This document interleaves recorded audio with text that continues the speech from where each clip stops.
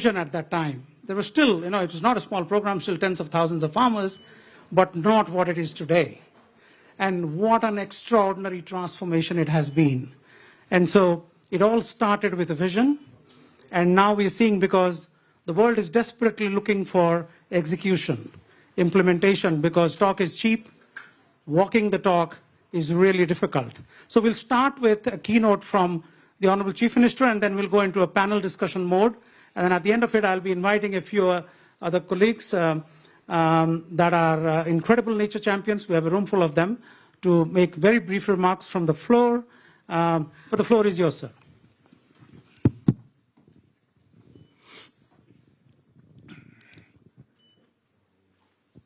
Good evening to everybody.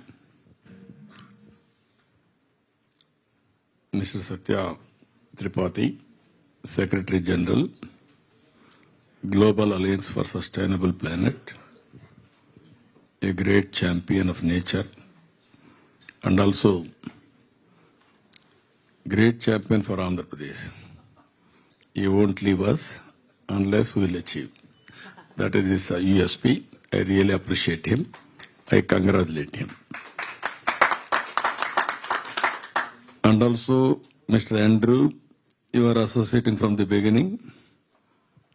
9 years back, we started this experiment. It is almost all experiment. It is an innovation.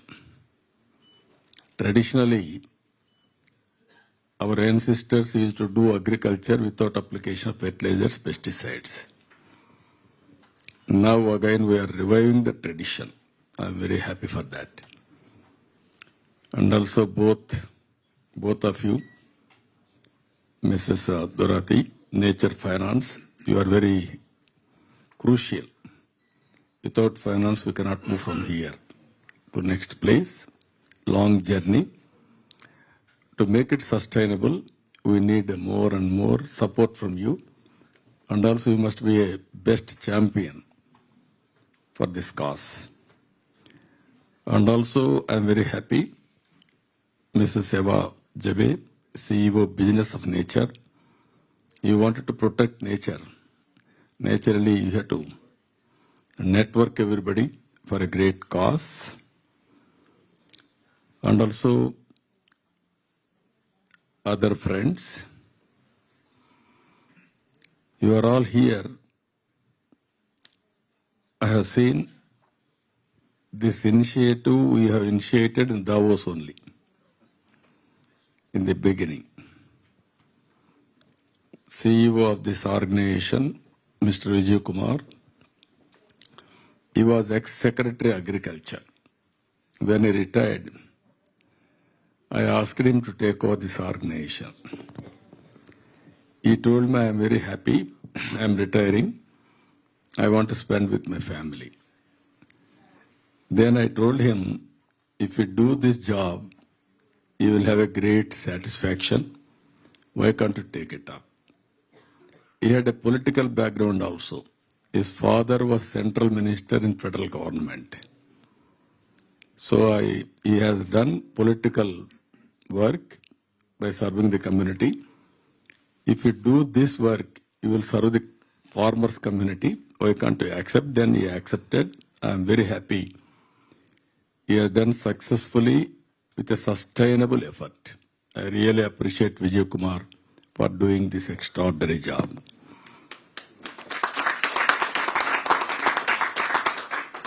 I thank Global Canopy and the Global Alliance for a sustainable planet for partnering with us on this very important dialogue.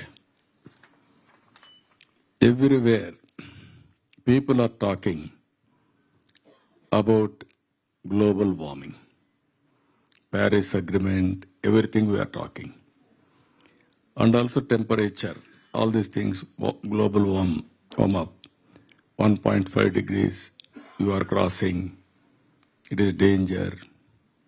Now you have seen recently, best technology place, that is in America. What is that? San Francisco. fire accident due to lack of water. Best innovators, but innovators are unable to face with nature. 4 lakh crores worth of properties were totally destroyed. Nowadays we are seeing cloud bursting. At one place, within 1 hour, 2 hours, 40 centimeters rainfall. There is a flood. There is erosion. So many things are happening. In this context, people are talking.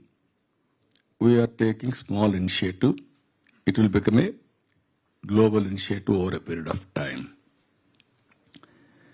You are all experts in this, but if you do this, we'll solve livelihoods problem, food security, human health, soil and water emergency, biodiversity losses, which are all irreversible. But the effort, I'm talking so many people. What we are doing even today, unbelievable. People are having different perceptions. Some perception, if you see, natural farming, is it possible? That is the first question. Then some people are saying, okay, natural farming, naturally productivity will be low. What about food security? That is another question. For all these things, believability is very low. 9 years back we started. We started with one farmer. Today, 1 million farmers are doing natural farming. I'm very happy for that. Our people are aiming. As on today, we are able to cover 4,000 villages, 30% of the state. By 2029, we are aiming 4 million farmers, 13,000 villages we are going to cover in the near future. I have seen anybody will talk about natural farming, so much of opposition, heckling. It is impossible thing is talking. How it is possible, all these things. We overcame all problems and have demonstrated the natural farming program produces more food, is more nutritious, less costly to produce, more climate resilient, it regenerates soils, biodiversity, conserves water, reduces air and water pollution, and very importantly, it is highly profitable for the farmer. Recently, I visited one farm. Farmer is so happy. He is saying, I produced my crop, natural farming. Now I don't want to sell outside. I took my produce to my village only. Everybody is taking this organic food, this natural farming food. I am very happy. I produced, I am giving quality and also natural food, which is helping health improvement. For my village, by neighborhood community, I have done this.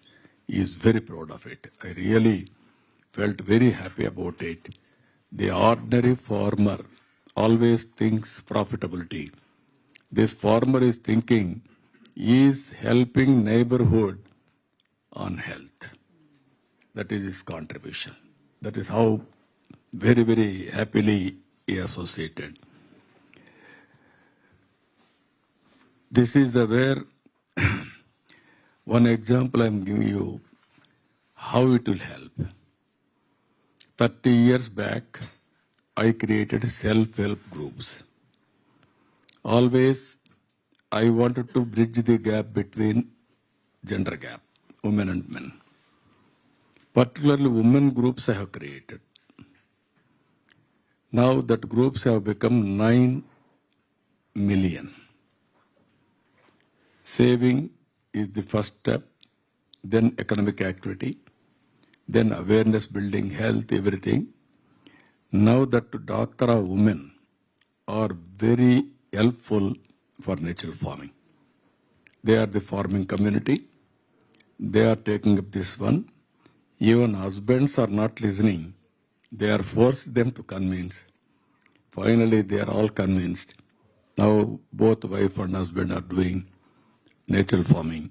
That is the biggest exercise. One farmer network, another farmer. Finally, we are able to reach 1 million farmers. This is the real success story. This credit goes to poor women who are all Dhaka. I really appreciate them. Now, we are able to establish some science. Earlier, there is no science. But now, we are able to establish traditional science revived, and also we are using technology now. People are not believed nowadays drones and also micro irrigation and so many areas we are moving forward. Now same technologies we can use for natural farming without any compromise. That is one more revolutionary step we are able to do. We are trying to create a conducive ecosystem on human intelligence and digital infrastructure for markets, certification infrastructure, processing, and robust nature-friendly value chains. We want to unleash the power of AI to enhance the effectiveness, speed, and universality of our work. What I wanted to tell here, if you create, we are discussing. Top level, we are all policymakers sometimes, opinion makers sometimes, academicians sometimes. But how to take it to the logical conclusion, go to the field, last mile, create a success story, then only it will happen. Slowly, we had a problem. People are saying it is a natural food. People are not believing. Then we are creating a story now, traceability, certification, and then bring ecosystem players, market players, financiers, and also knowledge, artificial intelligence, everything step by step we are building. I am very happy now. Every farmer is giving information real time. All of you, one thing I want to tell you very clearly, today we are all living in an inspiring time. There is a historical data. Data is wealth. How much money you are having is not the issue. How much data you are having, that will give you more wealth, more revenues in future. Artificial intelligence is matured if there is a proper data. Nowadays, real time WhatsApp groups, we are establishing WhatsApp governance. Once if they ask any question, we will answer him. Our certificates they can download. Even text, we can convert voice, we can convert to text and answer them. That will be record for accountability for the officer. All these things we are building slowly. Now, because of this, our people are using artificial intelligence and real-time dissemination of knowledge to the last mile and these experiences in the field, and both ways, forward and backward integration, real-time they are doing. It is working very well. Even one experiment our people have done, I'm also very happy to announce that. Natural farming degree they are giving. 4 years degree. Half-yearly exams. That is, those who are getting minimum 20,000 rupees 25,000 rupees per acre, they are eligible for further continuation of his course. Minimum qualification, 25,000 rupees income. That is a very innovative model. It is working. I really appreciate them. If this works, then finally, what all you do, finance is important. Otherwise, where is livelihood for all of us? So that also they are doing very well. I really, now, this experiment is expanding to 12 other states, other 2 countries, Zambia and also Indonesia. They are planning 4 other countries now. Now every day, so many delegations are coming. They are all watching. They are interacting with the farmers. Tomorrow it is going to become big tourist hub also. I can make it farm visit, natural farming. This is where a very interesting experiment it is going on. Now what I want to request all of you, now we have come to a stage. Now scalability is possible. Once scalability, if it do, sustainability will come. Meanwhile, R&D, we have to go in a big way. What are all the problems we are facing? What are all the solutions we can find out real time? Then how to move forward, that is one area. Then all eco players. Our friend is here. You have to get more and more finance, sovereign funds, trust funds, and those who are all concerned for zero emissions, how to network with them. That is another area we have to work it out. And also, we have to bring market players, that is especially this product how to market globally. That is also very important. We have to network with them, their certification and traceability. We are in advanced stage now. We are doing that certification also. Traceability also, we are able to establish now. That can continuously, we will do all these things. AI also, you are having any knowledge further, you have to come back. There I wanted to use AI. AI is nothing. All of us has to understand future is only AI. There is no doubt about it. Deep technology in all walks of life, that is going to happen. And at the same time, how to arrive truth. That is perfect solution. That is very, very important. There I need all your support. Ultimately, farmer first. If it is beneficial to the farmer, then it will sustain. Then consumer or other people are in the ecosystem. So productivity we have to enhance.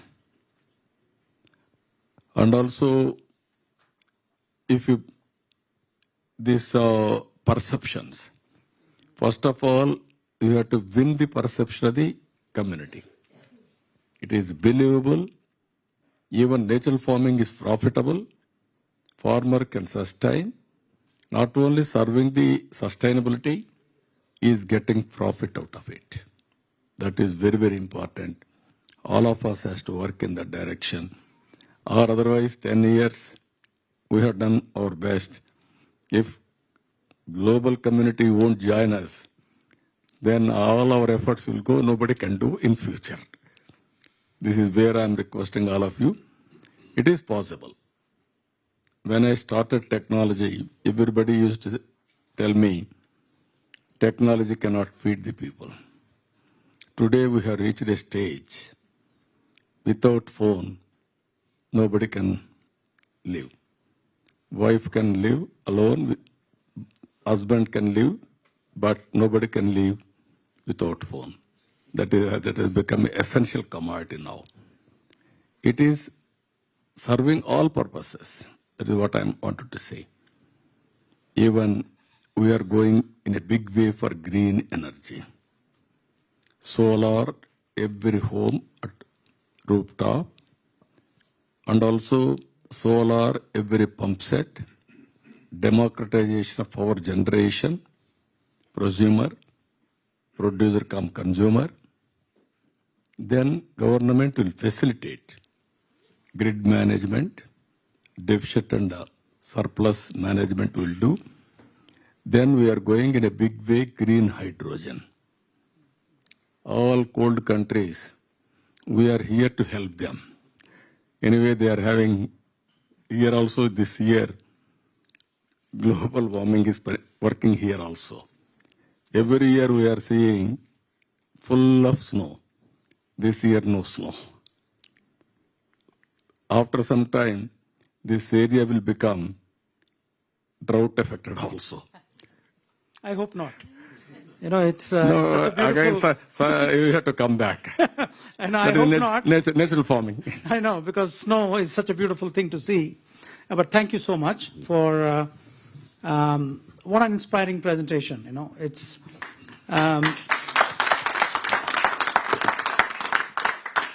in my long years working for the UN, heading their environment management group and also UN Environment in New York and the other hats I had, the one thing that I always lamented, and with no disrespect to any political leaders anywhere in the world, I had the opportunity to meet with hundreds of them, honesty is lacking. We make promises we do not intend to keep.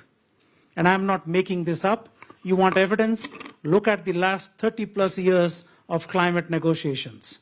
We've just been talking about things, not doing anything really meaningful. And so sad, because it has brought humanity to the cusp of an extinction event, literally, you know. I can't overstate it, and there are incredible nature champions here, people that have led the conversation around nature, like people like Marco or Barbara or Erica, many of them that have been at the forefront of this conversation and those on the podium. But you know, I just want to give a little context before I come back to the panel. The context is this. Here is a state of 55 million people, which is pretty much equal in population to give or take a few million. Germany, France, Spain, Italy, you know, G7 countries. And let's take the case of the United States, you know, the biggest economy in the world. GDP per capita is $82,000. Andhra Pradesh, better than the Indian national average, but only $3,100. They can do this. That's the story. That if a state like Andhra Pradesh can do this, those that talk about, oh, we don't have resources, is really not making any sense, you know. People that have 40 times more GDP or 30 times more GDP. So that's where it is. And so let me start with you, Andrew. You know, you've been in this for, I don't want to talk about your age. You know, I want to remain a friend after the panel. Getting old. I know. But I mean, when you see this, you know, how much you value honesty in the leadership conversation, because that's what is lacking. Well, thank you, Satya, and thank you, Chief Minister, for your very inspiring address. And I do remember going back 7 years ago when your vision was first set out. It was already beginning for a few years before, but still small scale relatively. And now look at it, 1 million farmers. And today's vision is to go to 4 million next, and even up to 6. I mean, it's fantastic. And you talk about honesty, and one thing I picked up out of the presentation, you know, if you go to supermarkets in England now, we're bringing up a generation that don't know what good food tastes like. So they have to label it, taste the difference, on the food that tastes like food used to be. So I think everyone should go to Andhra Pradesh and taste the difference, because the farmers are saying that food tastes good. So, and what also tastes good is, I think you said, a 49% uplift in income. As you said, if it works for farmers, they'll make the change. And we're really struggling with this in the Western world. We have got ourselves into an industrialized farm production process, which is like a dead end, with the machines getting bigger and bigger, the farms getting bigger and bigger, the food getting cheaper and cheaper, and tasting worse. And supplying people into hospitals who are sick because of the food and the diet we're eating. It's a crazy cycle that we've got ourselves in. And what the world desperately needs are large-scale examples of projects which are challenging that model. And so you have done that. And I think part of this, you talked about finance, and I think this is what we're to talk about today. How do we catalyze investments into nature at a system scale? And here in Davos, back in 2019 and in 2020, I was able to catalyze with friends in UNDP and World Wildlife Fund and others the idea of the Task Force on Nature-Related Financial Disclosure, the TNFD. This too was just a germ of an idea, but it started here. Today, we have 500 plus organizations adopting the TNFD framework for reporting on their dependencies and impacts on nature, and about $17 trillion worth of assets under management. But that's all about risk. What we need to think about is the opportunity side of nature. Where are the opportunities for large pools of capital to be deployed at scale? Now, when I talk to asset managers, as I do many times in TNFD, and I mention investing in nature, what is the image that comes up in their mind? Bees and trees. That's it. So they say, we don't do that. That's small scale for us. Agriculture is a lending business. So you talk to a chief investment officer of a big pension fund, they don't take it seriously. So one of the things we have to do is to demonstrate that the nature transition is going to be as big as the climate transition. We're like we were 30 years ago when people came up with, what's the transition? Well, it's something called renewable energy. Well, what's that? Oh, there's solar panels. You can put them on the roof, and we put windmills in the sea. And they said, are you crazy? Well, look what's happened now. I think we're on the cusp of the same thing, but I call it renewable food. It's going to be a transformation in our global food system, and we have to do it because it's the biggest destroyer of nature on our planet. But it's not just about the global food system. The nature revolution will occur in construction, in utilities, in extractives, in bioplastics. There's something there for everyone. And what I've been doing just as my next thing is creating a kind of investment playbook, if you like, for the financial sector on nature. So this is going to be called, you might know the series, some of the little book series that we produce with Global Canopy, and the CEO of Global Canopy over there is Nikki Mardas, which I started back in Oxford many years ago. The next one's called The Little Book of Nature Business. And we're going to look at all sectors, not only the food system, but all these other ones I mentioned. And just some examples. It's incredible to see the scale of the transition in bioplastics that's already occurring, changing fossil fuel plastics inside packaging for nature-based products. There's concrete that is impregnated with plants. So when you put it on the side of the building, it goes green and sprouts, something that animals can live in cities where no life exists. Thinking actually in India of big overpasses over linear infrastructure like railways and roads.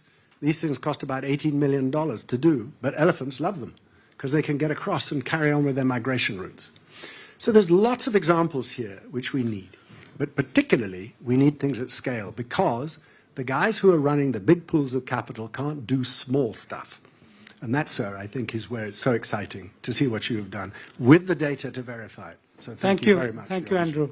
So I'm reminded of many years ago when the Little Book series was coming out, and there was this little book on Red Plus, and I used to be the head of UN ORCID at that time. The UN's Red Plus office was based out of Jakarta in Indonesia.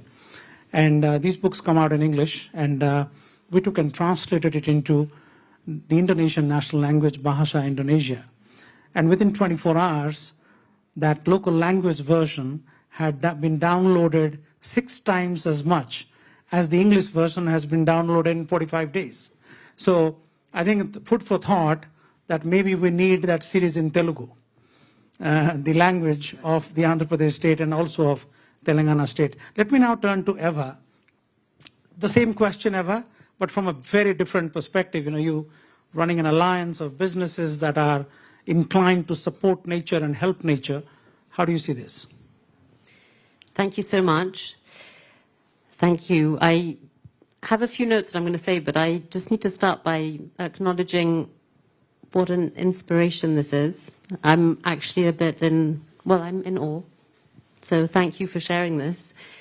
It's fantastic because I work every day with big companies, big coalitions. We're trying to shift the ambition level at the global site. We are working in the regional and national levels, and I will talk about it, but sometimes we get lost in the global discussions, and this just grounds us and gives us so much wisdom. So thank you. I think one of the things that really resonates so clearly is how interconnected all of these crises are, that the challenges we're faced with, whether it's ecosystems or health and climate, livelihoods, and fundamentally it's this demonstration that we need to shift our system to recognize and reward the value of nature and people in every single decision we make, whether it's an investment decision or as a consumer and as a business, so that the decisions we make are business smart, but ensure that we're protecting, restoring, and sustainably using these natural resources. I think, of course, I'd like to talk about the role of policy, because just your example demonstrates, and we've heard a few here in Davos. We were at lunch talking about in Zurich, in Switzerland, how it was the city of Zurich that said to the cement companies, we want you to use 30% of recycled material, and it was thanks to that that made it possible. And you've, at a much larger scale, given that signal, and that political signal gives the certainty to businesses to act, to innovate, to invest, to shift their business models. And as Andrew was saying, it's all sectors that need to transition from being part of the problem to part of the solution. But for policymakers to make those steps forward, they need to have the confidence from the businesses too that they're part of this transition. So it's a loop, and that requires courage. I'm pleased to see that despite, some of this ESG backlash, the sustainability backlash, and the broader conversations we're having, even so, there are hundreds of companies around the world that are calling on policymakers to adopt ambitious policies for nature. Just at the Biodiversity Conference, COP16, we had hundreds of them add their voice. And we're now working at a national level. We've been working in Malaysia, in Colombia, in Chile.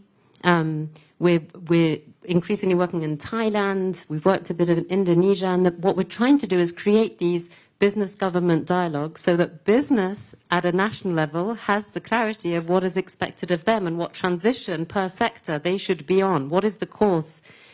And that, again, needs to be developed together. Business also needs to step up, regardless. We cannot wait for the regulation. And your example also shows that there is a self-fulfilling, when there's the business case, it becomes a no-brainer.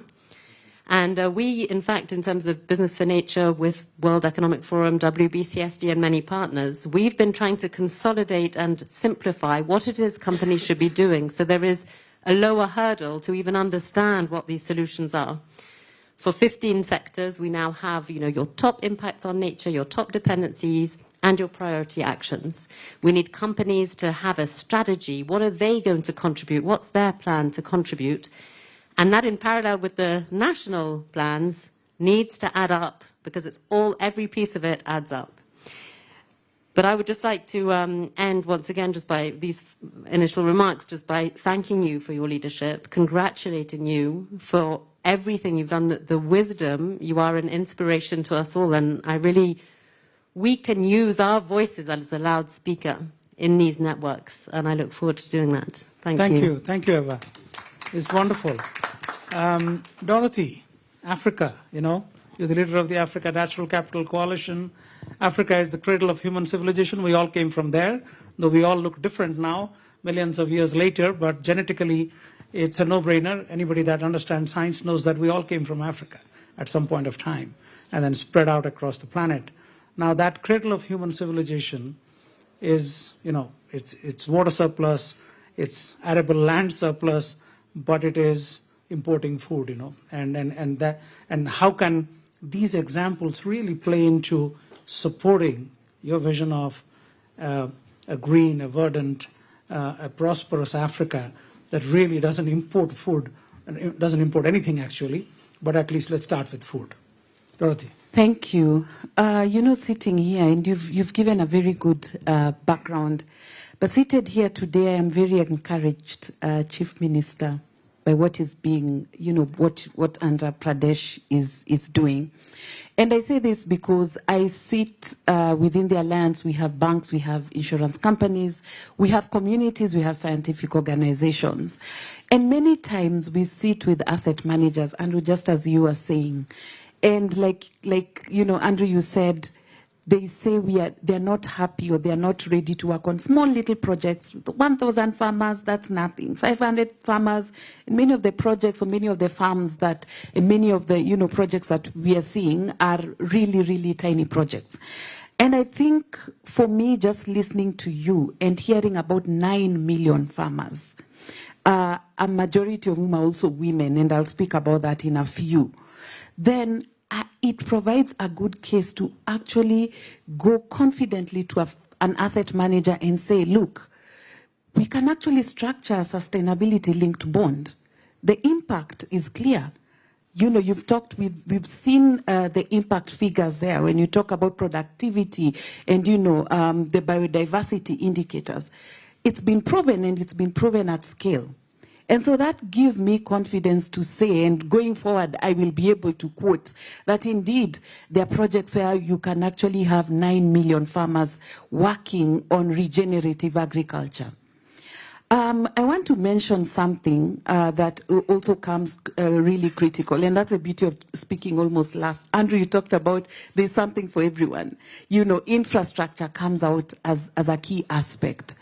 And I give this example specifically within Africa, where we have 30 to 50% post-harvest loss. And that essentially means that I have my potatoes, but by the time I get my potatoes to a market somewhere, they are actually rotten. I want to say I once tried potato farming myself, and I really burnt my fingers. By the time I got to the market, they were actually rotting, and you can see in the lorry, you can see the liquid coming, and I think one thing that comes out is then the role of infrastructure as supporting, things like food security, and of course what we're speaking about in terms of farming.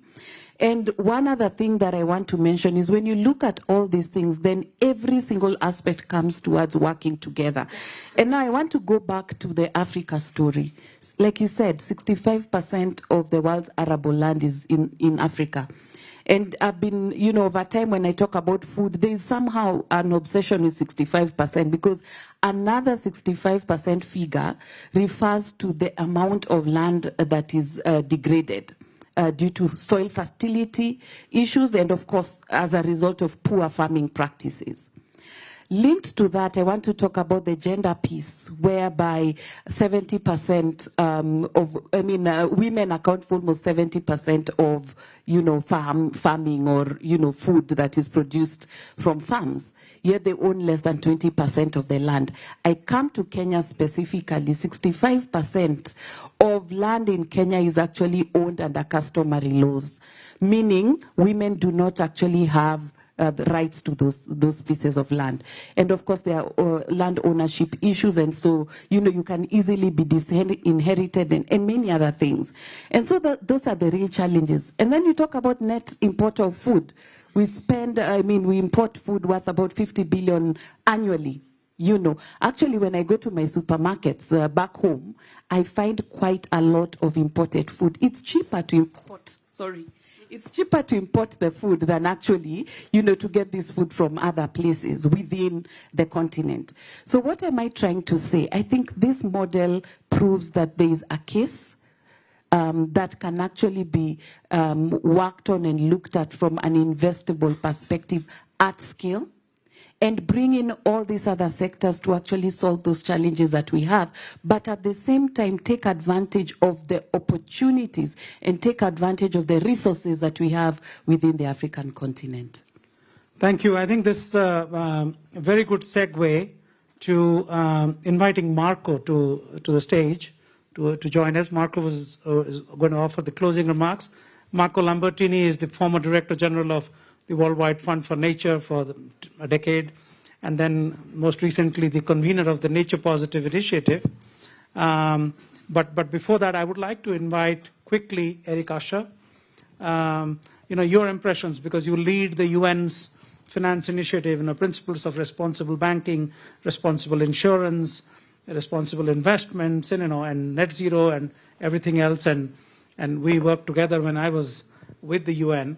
So I think it's a very significant piece of work that is happening there. How do you see this, in getting the real actors, the asset managers and the banks and the insurance companies and all, use this?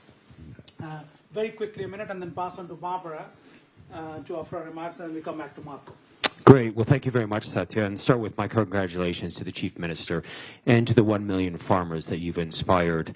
This is the change we need to see, and building on the comments of many friends and partners on the panel, I think we're in the mode of scaling up and proving out that investments can be made at scale that have an impact to every farmer, to every individual, to every consumer. I will give you a personal example. You mentioned the renewable energy industry, another place where India has been a real leader. I started my career, we won't get into age, but quite a little while ago, actually in the solar industry in Morocco, and actually had pleasure to work in South India and Karnataka and Kerala with some of the first solar innovators. I'm a Canadian. I left Canada in 1996. The solar industry had just surpassed 100 megawatts production capacity. Now, for those who know the industry and can do the calculation, how many times has the industry scaled up over my career? Does anyone know? A quick answer? 10 times. 10 times. The answer is 10,000 times. If you look at the manufacturing capacity today, it started as a little niche industry. Nobody's laughing at the solar industry today. It is at scale, and it matches many of the other innovations that we see. So in the global community, we talk about the need to scale up climate finance. We need to scale up action 2, 3, 5, 10 times. The industry is the actor that understands how to scale something that works. If the farmers are making returns, the 49% increase in revenues, things will go to scale and always much faster. It's the hockey stick, we say as a Canadian. It starts slow, but all of a sudden it will happen much faster than we can believe. So I think the promise that we see in Andhra Pradesh, the leadership is critically important. We are very much privileged to be working, and I think in the finance industry, I can say we work very much in climate as well. Banks, investors, insurers. One of the things we've seen surpassing, although there's a lot of focus on decarbonization in other areas, when we run webinars today, our nature webinars outstrip the climate webinars. The finance industry, and these are the mainstream actors, are in a quick awareness-raising mode. They need to understand. Disclosure and transparency is critical to that, and the TNFD and other efforts are really important. The specific goals within the Kunming, Montreal Biodiversity Framework, the GBF, are really important to get that right, and there will be some decisions taken in the near term to help to actually get focus so that financial actors down to farmers can take business-relevant decisions. We need the data points, so we need the examples to go to scale, which is what you're demonstrating. With that, my big congratulations. Thank you. Thank you very much. And Chief Minister, thank you very much for sharing. It reminded me really of prior to my current role as Chief Executive or Executive Director of Innovate for Nature, I also worked for big building materials companies, and they actually had a lot of activities in India. And there I really saw how important it is to come up with local solutions to involve the communities and really kind of have the bottom up. And I think it's really encouraging to see how you try to combine kind of regenerative agriculture with tech back and really empowering women at the local scale. But I think what is really crucial, and I think that has been really helpful probably in order to scale to 1 million farmers or more, is your support from the government. So I think it's really important to ensure that we have this collaboration between businesses that, maybe with their corporate activities or even philanthropic activities can support these types of initiatives. And I think it's really crucial and also a learning for me now at Innovate for Nature, where we try to really scale and accelerate local solutions that we say, hey, we actually need all the actors. We need the businesses investing in these solutions, but we also need the regulatory framework or the government really supporting this as well. So I think it needs this collaboration, and I think this has shown it a lot. And so thank you very much for sharing, and also congratulations to this great story and achievement that you have achieved. Thank you, Barbara. We'll close by Marco's closing remarks. No better than somebody who's been at the front lines of the battle for Mother Nature to come back and become whole again. Marco, you are closing. Thank you. Thank you, first of all, Your Excellency, for inviting me. Thank you, Satya. And thank you, everybody. And fantastic panel, inspiring introduction. I have to say the video was amazing, and I would love to be able to access the video and promote it, because it's really capturing the narrative, but also the outcomes, which is more important. Let me just start with a reflection, which is a bit offside, because I was at the lunch with Eva, actually, just before coming here. Then I stepped in, and I saw the buffet at the end of the room, and I couldn't help trying. And then I thought, this is really good Indian food. And then I thought, this may be coming from nature farming in Andhra Pradesh. And it tasted even better. So I filled my dish and I had my second lunch. I skipped the dinner, I promise, just to keep them, The coffee. Look, I'm Italian, so, coffee is a delicate topic.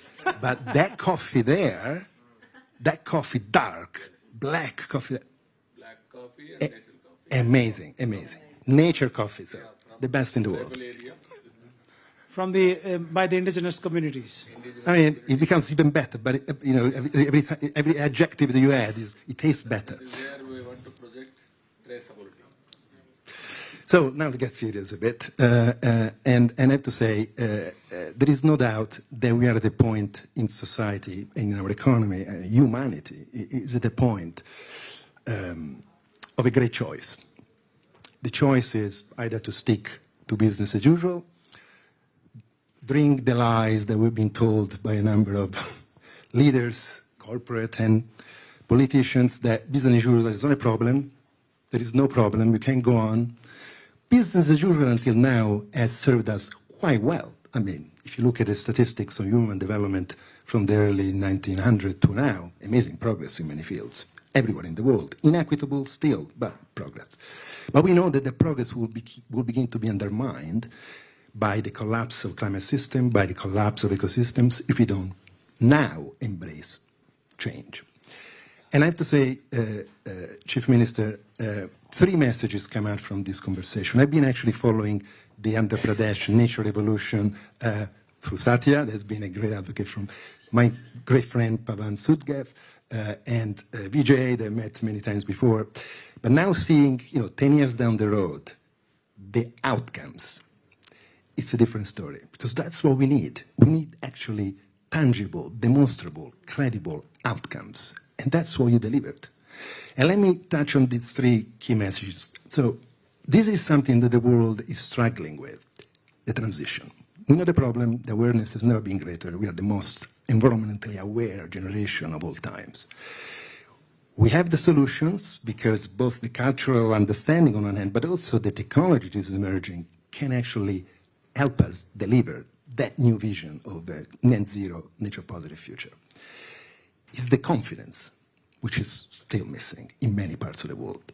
And you demonstrated in Andhra Pradesh which is basically a country, if I may say so, in terms of size, scale, you demonstrated that by, first of all, and allow me to say this, I don't want to embarrass you, but through a visionary and purpose-driven leadership, your leadership, which I'm afraid is missing today in so many other countries. And I can say this because I'm not WWF anymore, and like Satya, we can speak our mind. That leadership is fundamental to exactly build the confidence in your people to embrace that transition, to try, and to try with a good intent of making a success. And that's what has happened. And this, Minister, is an example that I hope could be promoting much more of that around the world. In the Nature Positive Initiative, we have this, the climate stripes. They go from blue to red. In the Nature Positive Initiative, we have the nature stripes. They go from green to gray, because that's what has happened. The planet has become hotter and less rich in nature.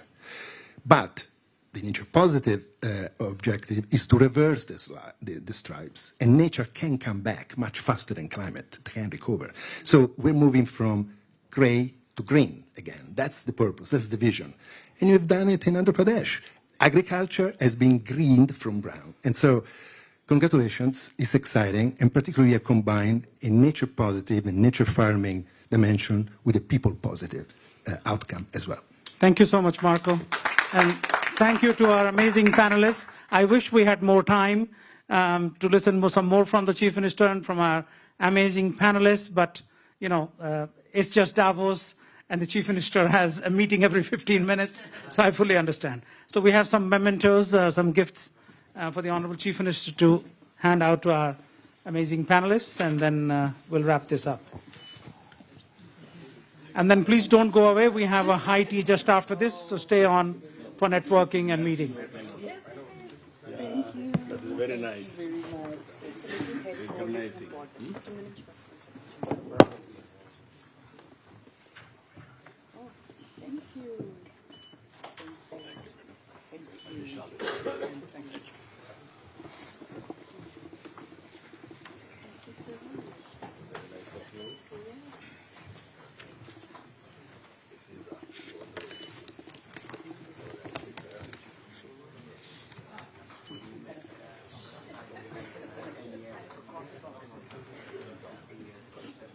Coffee.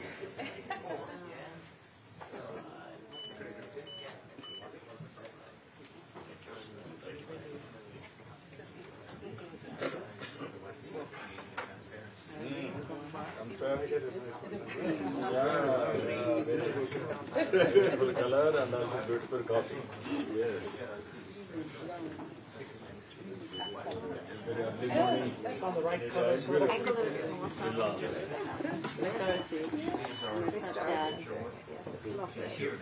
Wish all the best.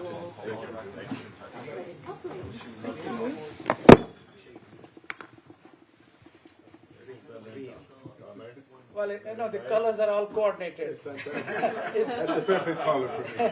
Not planned, but it turned out to be the right color.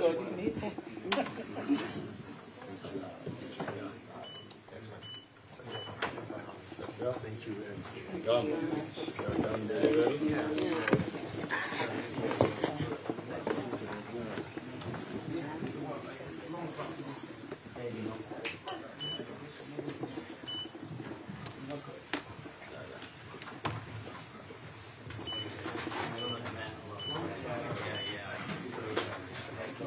So, group photo, madam. Excuse me. Let's just put it here. Come. Dorothy, you want to come the other side? Okay, yes. Thank you. Thank you. Oh, I need to do this. It's a very good.